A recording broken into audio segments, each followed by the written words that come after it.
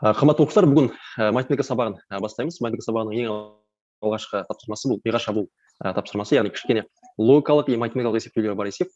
Осы миға шабуыл тапсырмасынан бастаймыз. Сонымен бірінші есеп, мына стакандарға байланысты құрастырылған қызықты есеп. Жоғарыда суретте бірінші көріп отырғанымыз ең жоғарыда 3 стакан бар екен, ұзындығы 14 сантиметр. Ал екінші қатарда 9 стакан бар. Осы 9 стаканның жалпы ұзындығы 26 сантиметр. Енді есептің шарты бойынша, төмендегі 1 метрлік қорапқа біз неше дана стакан қоюға болады деген сұрақ. Ендеше есепті біз жоғарыдан бастайық. Қараңыз, мына жоғарыда 3 стаканның ұзындығы 14 сантиметр, ал төмендегі 9 стаканның ұзындығы 26 сантиметр. Енді мен жоғарыдан осы төменге қарай мынандай үзіліс сызба түсірейін. Осы арқылы стаканның қысқа және ұзын бөліктерінің мәндерін анықтау. Мына сызықтар түсірдік. Енді осы жерден қараңыз. Жоғарыдағы 3 стаканның ұзындығы 14 сантиметр болса, төмендегі де 3 стаканның ұзындығы 14 сантиметр болады. Енді төменде 9 стаканның ұзындығы 26 сантиметр болса, одан біз 3 стаканды алып тастаймыз, яғни 14 алып тастаған кезде қалған ұзындық мына жақ 12 сантиметр. Енді қараңыз, бұл 12 сантиметр дегеніміз, мына жерде санайық, неше стакан екен? 1 стакан, 2, 3, 4, 5, 6 стакан. 6 стаканның ұзындығы 12 сантиметр. Онда мен 1 стаканның ұзындығын табу үшін 10-ның 6-ға тең 2. Демек, мына ұзындығы 12 сантиметр болатын 6 стаканның әр қайсысының ұзындығы 2 сантиметр. Олай болса мен мына жерге жазып 2 сантиметр. Мына стакан 2, мына стакан 2, 2, барлығы 2. Енді жоғарыға мына жерде 2 сантиметр, мына жерде 2 сантиметр. Енді қараңыз, мына бүкіл 14 болса, 14, яғни 3 стаканның ұзындығы 14 болса, олдың 2 қысқа бөлігі 2-2-ден 4 сантиметр. Енді 14-ке толықтырайын, 14-тен 4 алып тастаймын. Мына жерде 14 азайтылған 2 қосу 2. 2 мелеген қосым 4, 14-тен алсам 10. Демек, стаканның ұзындау бөлігі 10 сантиметр. Мына жағында демек 10 сантиметрге тең болады. Демек, біз стакандардың қысқа және ұзын бөліктерінің мәндерін таптық. Енді ары қарай есепке оралайық. 1 метрлік қораптың ішіне осындай стакандардың неше данасын салуға болады деген сұрақ. Жақсы, 1 метрде 100 сантиметр бар екендігін ескереміз. Олай болса, 1 метр 100 сантиметр. Енді ары қарай. Енді мына төмендегі 1 метрлік қораптың ішінде қазір неше стакан бар, және олардың ұзындықтары неше екенін жазып қояйын. Яғни жоғарыда біз жаңа тапқан болатынбыз, стакандардың қысқа бөліктерінің ұзындықтары 2 сантиметр. Мыналар 2, 2, 2, және мынау ұзын бөлігі 10 сантиметр. Енді осы мәндердің бәрі қосайын. Барлығын қосатын болсам, 10 қосылған 2, қосу 2, қосу 2. Барлығын қоссақ 16 сантиметр. 1 метрде 100 сантиметр бар, оның 16 сантиметрінде стакандар бар. Сондықтан мен 100-ден азайтамын 16-ны. 100 сантиметрден азайтамын 16 сантиметр. Сол кезде 84 сантиметр қалады. Енді 84 сантиметр дегеніміз қалғаны қораптың ішіне тағы да біз стакандарды қойған кезіміз ары қарай тек қана ұзындығы 2 сантиметр болатын стакандар қойылады. Яғни мына жерден бастап қараңыз. Мына стакандар қойып кете береміз ары қарай. Жалғастырып. Дәл сол секілді ары жалғастырып кете береміз. Сонда қараңыз, 84-ті бөлемін 2-ге. Сол кезде 42. Демек, ары қарай қораптың ішіне тағы да мына жағына 42 стакан қоюға болады деген сөз. Енді сұрақ былай. Жалпы 1 метрлік қораптың ішіне неше стакан салуға болады деген сұрақ. Сұраққа қайтадан ораламыз. Сонда 42 стакан тағы да қоюға болады. Ал мына суретті қарасаңыздар, неше стакан бар екен мына жерде? Суретте 1 стакан бар, 2 стакан бар, 3, 4 стакан бар. Демек, 42-ге қосамыз 4 стаканды, сол кезде 46. Демек, есептің жауабы 1 метрлік қораптың ішіне біз жалпы 46 стакан қоюымызға болады. Жақсы, жауабын жазып қояйық, одан кейін есептің ары қарай қорытындылаймыз, ары жалғастырамыз. Есептің жауабы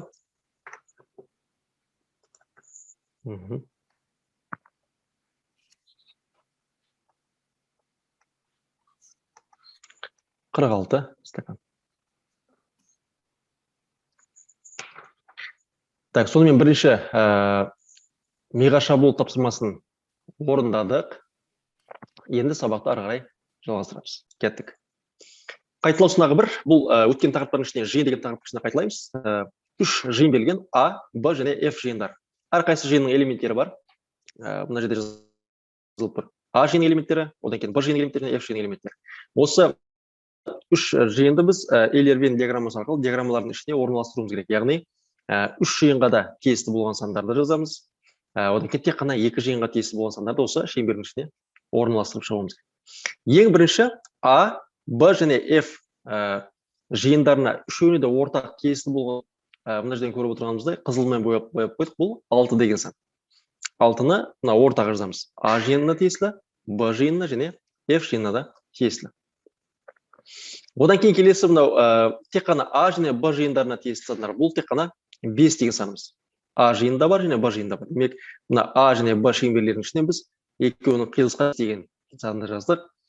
Келесі Б мен F жиындарында ортақ элементтер жоқ. Сонда біз мына жерге ешқандай сан жазбадық.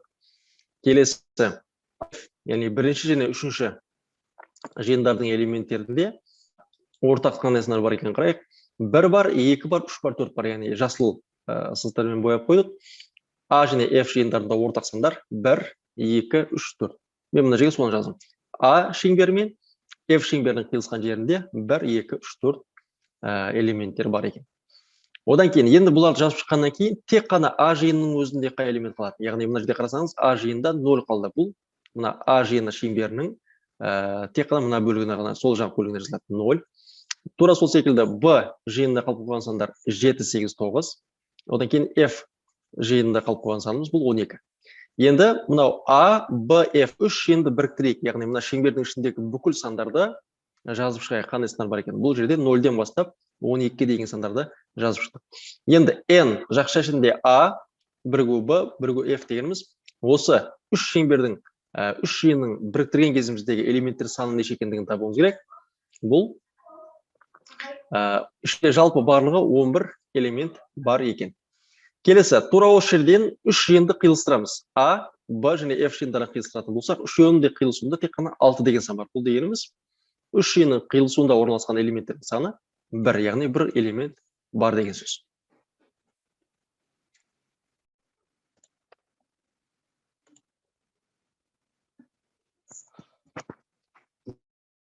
Екінші есепті деп түсінбесін келесі тапсырма жалғастырамыз. Екінші есеп, төменде берілген жиындардың элементтер санын салыстырыңыз. Яғни А, Б және С 3 жиын берілген, Эйлер-Вен диаграммасы арқылы шеңбер арқылы берілген. Енді осы жиындардың элементтер санын жеке-жеке қарастырып көрейік. Бірінші, N А жиынының элементтер санын қарастырайық. А жиынында элемент бар екенін қарайық. А жиынның элементтер саны дегеніміз мынау А шеңберін қараған кезде осы шеңбердің ішінде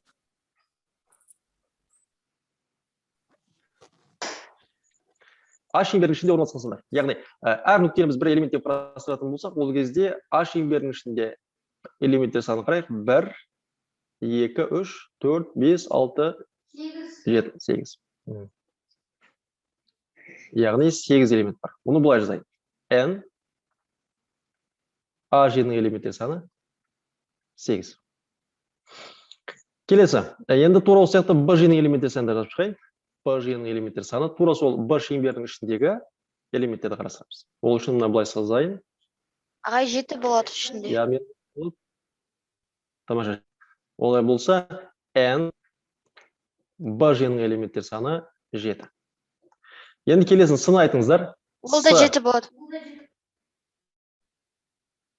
Иә, бұл жерде 4, 6, 7. Енді келесі 3 жиынның біріккен кездегі элементтер саны қарайық. N, A жиыны, біріктіреміз B жиыны, біріктіру S жиыны. Яғни, бұл жерде қараңыздар, 8, 7, 7-ні қоспаймыз, бұл жерде мына 3 шеңбердің ішіндегі нүктелердің санын санап шығамыз. Неше нүкте бар екендігін, оның барлығы A, B және S жиындарының элементтерінің барлығының біріккен элементтер саны болып есептеледі. Барлығын санайық, неше болады екен? 1, 2, 3, 4, 5, 6, 7, 8, 9, 10, 11, 12, 13. Яғни бұл жерде мына 3 шеңбердің ішіндегі нүктелердің бәрін санап шығатын болсақ, 13. Бұл дегеніміз A, B, C жиындарын біріктірген кездегі элементтер саны бұл 13 деген сөз. Енді керісінше жазайық. N 3 жиынды қиылыстырайық. A қиылысу B қиылысу S. Қиылысу деген 3 жиынның 3 шеңбердің қиылысқан жері мына қызылмен сызып отырмыз. Осы аралықтағы бұл нүктелер ішіндегі элементтер 3 жиынға да тиесілі. Демек, 2 элемент бар. 3 жиынның қиылысында 2 элемент бар. Енді қараңдар, мына есепке оралайық. Бірінші 2 A және C жиындарын қиылыстырыңыз дейді. Қараңыз. A жиыны және C жиынын қиылыстырамыз. Ол дегеніміз мына аралықтағы нүктелердің санынан Ағай, A және C-ға төртеу болады. Қайтаға? Ішінде қиылысқан кезде. Тамаша, өйткені мына жердегілерді аламыз, мына аралықта неше элемент бар екен? Төртеу. Ал енді сіздер A мен B-ны қиылыстырайық. Мен сен дауысты үшіп, нені үшіп отыр? Өйткені 2 адам бірге болғандықта солай үшіп. Тамаша, сен осылай немен айтайыр. A және B-ны қиылыстырған кезімізде 3 болады, ол жерде 3 элемент бар. Тамаша, демек, A және C жиындарының қиылысуында 4 элемент, ал A және B жиындарының қиылысуында 3 элемент болады екен. Үшінші есеп, алдарында 2 жиын берілген, A және B жиындар берілген. Енді қараңыздар, бірінші, N, A, бірігу B, яғни A және B жиындарын біріктіреміз. Сол кезде неше элемент бар екенін табуымыз керек. Жоғарыдағы суретпен қарап айтып көріңіздер. Иә. 5, Димаш 5 деген жауап беріп жатыр. Демек, 2 нені біріктірген кезімізде қараңыз, мысалға, біріктіру деген бүкіл элементтерді аламыз ғой. Қараңыз, бұлай жазайын. A бірігу B. 2 жиынды біріктіретін болсам, ішінде қандай сандар бар, бәрін алайық. Мысалға, ең кішісі нешеден басталады, Димаш? Ең кіші элемент. 2 жақта. 7, 8, Одан кейін 10, 11, 12. 11. Олатты ала береміз, олатты аламыз. Одан кейін 12. Барын жаздық, қайталанғандан бірақ айт жазамыз. Енді қараңыз, біз A және B жиындарының біріккен кездегі элементтер жазып шықтық. Енді мынау N дегеніміз неше элемент бар ішінде қараңыз, жақшаның ішінде.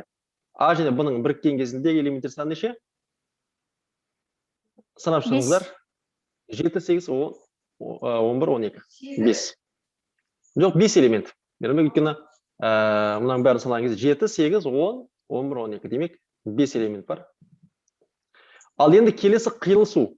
Қиылысуды мен бұлай жазайын. 2 жиынды қиылыстырған кезімізде 2 жақта бар сандардан аламыз. A және B қиылыстырайық. 2 жақта қиылысқан кезде қандай сандар бар? 2 жақта ортақ болған сан. Мына 8 деген санымыз ортақ. Тағы да? 8, 7, 10. 7 деген сан? 8, 7, 10. Демек, екеуінің қиылысуында осы 3 элемент бар екен, соны жазамын. 7, 8, олар 2. Демек, 2 жиынның қиылысуында неше элемент көріп тұрмыз? Мына жерге жазайын. 3. A және B-ны қиылыстырған кезде 3. Демек, мына жерде 3 элемент саны 3. Есеп күркені жеңілдеу екен.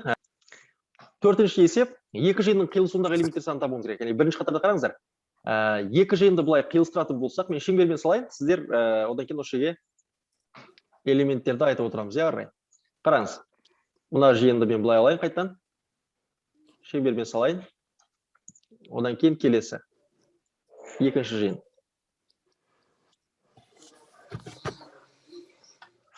Жоғарыдан қараңыздар. Енді 2 жиынның қиылысқан жерінде қай сандарды жазамыз ортаға? 8, 8, 7. Одан 8, кейін 18, 7. 7. Болды 12. 7 одан кейін 12. 12. Я басқа демек мына 12 бар, 8 бар, 7 бар жаздық. Басқа бар ма тағы да? Жоқ.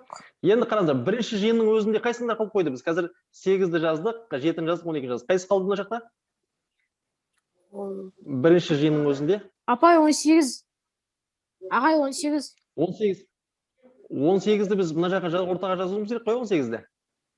8, 18, 18-ді мына жерге жазамын. Сонда қайсы қалып қойды? 8, 12. 7, Ой. бәрін жаздық. Ал мына жақта қайсы қалып қойды? 8, 18, 11 қалып қойды. 11-ді мына жаққа жазып қояйық. Бөлек, иә? Жақсы, қиылысуында, екі жиынның қиылысуында неше элемент бар қараңыз? Мынаны мен 4. А жиын алайын, мынаны Б деп жиын деп алайын. Демек, екі жиынның қиылысуында А қиылысу Б. Неше элемент? 2, 4 элемент. 4 деп жазамын, иә, ортада 4. Енді келесің, мына есепті турасында жазып көрейік. Мына берген жиын, екінші жиын. Енді қиылысқан жеріндегі жиындарды элементтерді айтайық. Қайсы элементтер? 21. 21. 8.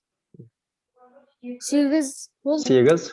Одан кейін 21 мен 8, иә? Тек қана 21, 8 мына жақта 21, 8 ғана бар. Қандарын мына жаққа жазайық. Демек, қайсы сан қалып қойды? Мынаны А жиын деп алсам, мынаны Б жиын деп алайын. 11. 11, 12, 11, одан кейін 25. ал мына жақта қайсысы қалды? 15. 17. Енді қайта есепке оралайық. Қараңдар. Екі жиынның қиылысуы N мен Б жиынын қиылыстырамын. Яғни қиылысқан жерінде неше элемент бар қараңдар? 7. Неше элемент бар екеуінің қиылысқан жерінде? Біріккен жер емес, қиылысқан жер. 2. 2. 21 мен 8 ғой, демек неше элемент бар? 2 элемент. Мына рауан қараңыз. Біріншісінде А қатарында былай істедік. Екеуінің қиылысуында мысалы 8, 7, 18, 12 бар, яғни 4 элемент бар.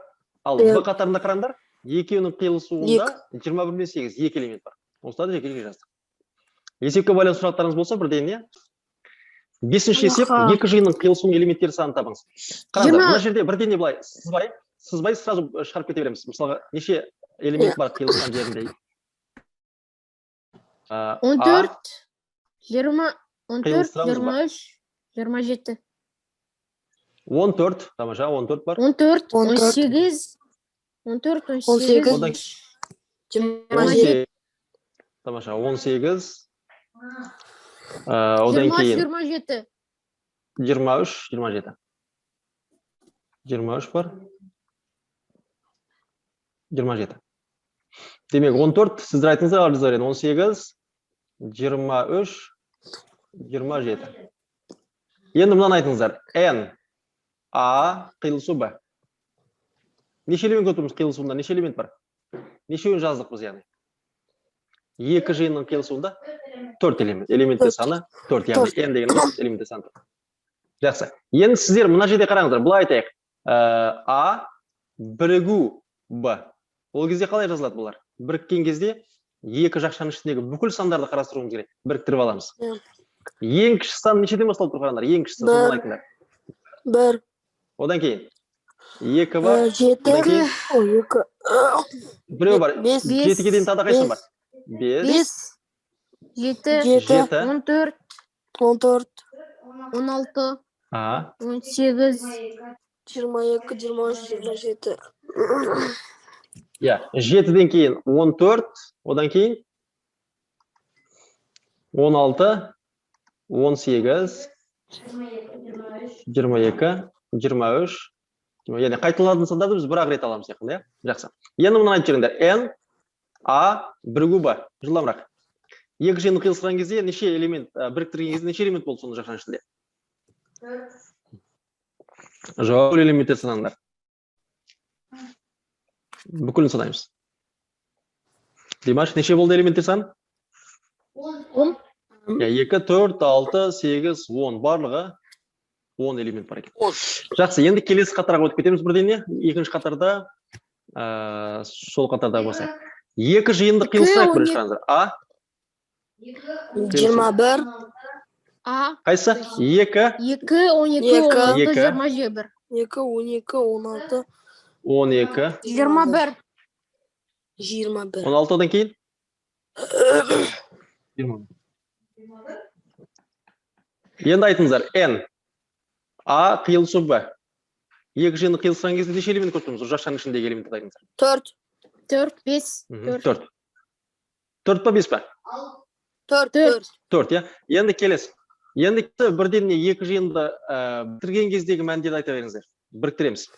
Яғни a жиыны мен b жиын біріктірейік.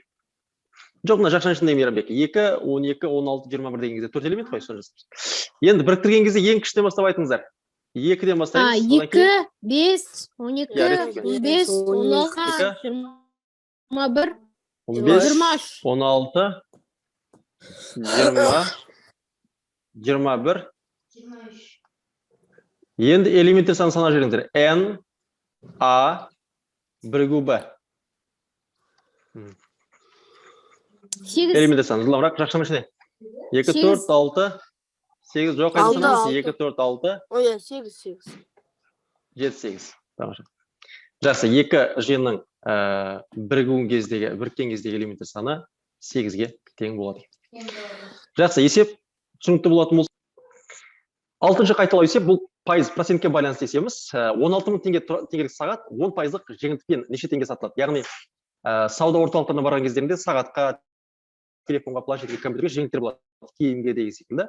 Сол секілді сағат 16.000 теңге тұрады. Осы 16.000 теңге сағатқа 10%-лық жеңілдік, яғни бағасы 10% арзандап жатыр деген сөз. Онда мен 16.000 теңге неше теңгеге аламын? Пайыз. 10% дегеніміз 100-ден 10, яғни 100%-лық заттың 10% арзандап жатыр, 10%-на жеңілдік жүріп жатыр деген сөз. 100-ден 10 деп бөлшек түрінде жазып аламын. Одан кейін барып арай сағаттың бастапқы бағасы 16.000 теңге, көбейтемін 100-ден 10-ға, 16.000-ды көбейтемін 10-ға. Мына жерде тағы да бір нөл қосылады. Одан кейін 100-ге бөлген кезімде 2 нөл қысқарады. 1600. Бірақ қараңыз, 1600 емес, 1600 дегеніміз 16.000 теңге тұратын сағаттың 10%, бұл 1600 теңгені құрайды деген сөз. Яғни 1600 теңгеге сағаттың бағасы жеңілдік арзандап жатыр деген сөз. Олай болса, сағатты неше теңгеге аламын? 16.000 теңгеден алып тастаймын 1600 теңгені. 14.400. Яғни 16.000 теңге тұратын сағатты 10%-ға жеңілдікпен 14.400 теңгеге алдым деген сөз. Алуға болады деген сөз. Так, есепке байланысты сұрақтар болса сұраңыздар, арай жалғасын. Бала, бірінші мынау аудан және периметрге байланысты есепті қарап көрейік. Бірінші үлгі есепке қараңдар. Үзіксіз арқылы берген фигураны екіге бөлдік. Бірінші мынау бір қабырғасы 12, бір қабырғасы 5 болатын үлкендеу төртбұрыш, одан кейінгі кішкентай төртбұрыш. Енді екі төртбұрыштың аудандарын бөлек-бөлек табамын. Яғни А төртбұрышының ауданын табу үшін 12 мен 5-ті көбейтемін, 48 болады. Ал Б төртбұрышының ауданын табу үшін мына 6 мен 8-ді көбейтемін, 48 болады. Екеуін қосам, сол кезде жалпы мына берген фигураның ауданы шығады. Ол 108. Яғни үлгі түсінікті деп ойлаймын. Үлгі түсінікті деп ойлаймын. Енді кеттік. Енді мысал өтейікші, осыған байланысты есепті шығарып өтейік. Қараңдар. Мына жерді тура осылай шығарып көрейін. Мына жерден бастап бөлейін қараңдар. Бірақ бөлген кезде мұқият болу керек, мәндерін кішкене қате алып кетпеу керек. Мына жерден бастап бөлейін қараңдар. Бұлай бөлейін. Қараңдар, мына жақты мен А деп алайын. Иә, мына жерді Б деп алайын. Енді сендер айтыңдар, А ауданы нешеге тең болады? А. Мына қабырғасы 5, мына қабырғасы 12. Иә, дұрыс айтасың. 12-ге көбейтемін 5-ті. Неше болады? 60. 60. Енді Б-ны айтыңдар, Б-ны. 6-ны көбейтеміз 6-ға. Мына екеуі 66 ғой қабырғасы. 36. Енді екеуін қосамыз. 60 қосылған 36 тең. Қош жеріңдер, 60-ға 36 қосамыз. 60-ға 30-ды қосыңдар, одан кейін барып 6 қосыңдар. 96 жетесіңдер. Жауабы 96. Бұл есеп түсінікті деп ойлаймын. Түсінікті болды ма бұл есеп? Оя. Қараңыздар, мынаны осылай бөлейік. Бұлай бөлейік қараңдар. Мына жерді бұлай бөле салайын. Төбесін А деп алайын. Төменгі жағын Б деп алайын. Енді сендер айтыңдар, қайсысын көбейтемін мәндерін? А ауданын табайық және Б ауданын табайық. Бірінші А ауданын табайық. А тең болады. Айтыңдар, қай мәндерді көбейтеміз А-ны табу үшін? 7-мен көбейтеміз 12-ні. Солай емес пе? Мына 12, мына жақ 7 ғой. 7-ге 12-ні көбейтеміз. Б-ны табайық. Б-ны табу үшін мына 3-пен 20-ны көбейтемін. 3 көбейту 20. 3-ке 20-ны көбейтсем 60. 60. 7-ге 12-ні көбейтсем 84. Енді 2-ін қосамыз. 84 пен қосамыз 60-та. 80-ге 60 қосамыз, одан кейін оған 4 қоса аламыз. 144 жауап. Рауан түсінді ме есеп? Анау не 15 ол не? Иә. 15. Так, 15-ті қолданбаймын, себебі мына жерден бөлген кезде негізі 15 деген былай ғой. Мына жағы 12 қой, Рауан. 12, мына жағы 3 қой. 2-ін қосқан кезде 15 шығады да. Біз оны қолданбаймыз. Мына 12, мына 3, 2-ін қосқан кезде 15 қолданбайсың. Тек қана бөліп алғаннан кейін сол бөліктердің қабырғасын қолданасың. Мына жақ 7 мен 12, мына жақ 3 пен 20. 15 деген жаңа 12 мен 3-тің қосындысы. Түсіндің бе? Иә. Жақсы. Енді келесі мына күрделеу бір есеп қарайық. Осы есеппен мына айтамыз, қараңыздар. Бұл енді кішкене күрделеу, бірақ бұнда жаңағыдай бөліп алсақ болады. Бөліктерге бөліп қарастырайық. Қараңыздар. Бірінші мына аралықта. Кел Мейрамбек, мына күрделеу есепті бастап. Мына жерден бөлейін, Рауан, қара. Бұлай бөлейін. Иә, бірақ мына жақты да бөліп тастайын, қара. 3 бөлік пайда болды ғой. Демек мен былай істейін. Мына жерді А деп алайын. Ортасындағыны Б деп алайын. Ал төменгі жақты С деп алайын. Енді А-ны айтыңдар сендер, мен көбейте берейін. А дегеніміз қайсы қабырға? Мына жағы 4. Жоқ, 4 тек емес, қара. 4 тек емес, бұл жерде Мейрамбек, қара. Ұзын қабырғалар 2 қабырғасын аламыз ғой. 4 пен жоғарыдағы қабырғасына шегетейін. 8 ғой мына жақ. Сол 2-ін көбейтемін. 4 көбейту 8. Неше болады? 4-ке 8 көбейтіп жіберіңдер. 30, 32. Иә, 32 болады. Енді, Рауан, Б-ны қарайық. Б қабырғасын, Б фигураның ауданын табайық. Ол кезде қараңдар. Б дегеніміз мына қабырғаның бәрін алуымыз керек бізге. Мына жерден бастап. Мына жаққа. Жоқ, 2-ні қазір мына жаққа алай деп атамыз, қара. Жоқ, 2 дегенде ол албай, себебі мына қабырғасы 8 қой, бәрі төбесі. Төбесі 8 болғанда мына жағы керек емес. Енді қараңыз, мына жерде былай аламыз, Рауан. Мынау 4 қой, мына шетіндегі қабырға, 4. Ал ұзын қабырғасын қараңдар. Енді 2-ні осы жерде қолданамыз. Мынау 12, бірақ төбесі 8 қой мына жер. 8-ден алып тастаймын, 2-ні мына жақта алып тастайық біз. Неше қалады сол кезде мына жағы? 8-ден 2-ні алып, сонда мына жер 6 болады бұлар, Рауан, мына 6. Өйткені 8-ден 2-ні шығарып тастасақ, мына жағы 6 ғой. 6-ға мен 12-ні қосам, қараңдар. 6-ға қосамын 12-ні. 18. Себебі жоғарыдағы 8-ден мына жандағы 2-ні алып тастаймын, сол кезде қалған жағы 6. Түсіндің бе? Енді сол 6-ны мен мына жаққа 12-ге қосып жіберемін, сонда мына қабырғаның бәрі неше болады? 18 болады. Енді Б-ны табу үшін 18-ді көбейтемін. Мына жанны қараңызшы, жаны неше болады мына жақ? 4 қой. 18-ге 4 көбейтемін. 18-ге 4 көбейтемін. 10-ға 4 көбейсек 40, мына 32, 72. Енді С қалды бұлар, С. С деген оңай, С оңай, қараңыздар. Мына жағы 3 емес пе? Жоқ, 3 емес, мына жағы 2 қабырғасы. Мына жағы неше? 8. 3 пен 8-ді көбейтемін, сонда 24. Енді біз бүкіл қабырғаларын осы жерден қосып жіберейік. Бүкіл қабырғаларын қосылайық. Жоғарыдағы бірінші 32 шықты. Қосамыз, одан кейін 72. Одан кейін қосамыз 24. Қосып жіберейік. 30-ға 70, 100, 100-ге 20, 120. Оған енді 2, 4, 8, 128 болады екен жауап. Енді осы жерден балағандар. Осы үшінші есебіміз кішкене күрделілеу. Осы есепке байланысты сұрақтар болса, бірден сұрайық. Қазір түсіндіріп өтемін, өйткені бүгіннен бастап берілетін тапсырмалар осы типтегі есептер береміз. Түсінбедім, сосын анау түсіндіріп жібересіз бе? Жақсы. Мынау А-ны түсіндің бе, Рауан? А. 8 мен 4-ті көбейттік, 38 шығады. Ол түсінікті болды ғой ең төбесіндегі, иә? 8 мен. Ал енді ең төменгі С-ны қара, С-ны. 3 пен 8-ді көбейттік, 24. Себебі ол түсінікті, мына қабырғасы 3, мына қабырғасы 8. Иә. Енді ортасындағын түсіндірейін, сол ғана күрделі болып тұр ғой. Қара, Рабат. Мына 6 дегенді түсіндің бе? 6 қалай алдық 6-ны? Мына төбесіндегі қабырғасы 8 ғой, Рауан. Ең төбедегі мына қабырғасы 8. Иә. 8-ден біз мына 2-ні алып тастаймыз, Рауан. Себебі мына жаға керек қой бізге қабырға неше екендігін ше. Иә. 8-ден 2-ні алып тастасам, мына қабырғасы 6 болып қалады, иә? 6. Мына қабырға 6 болса, мына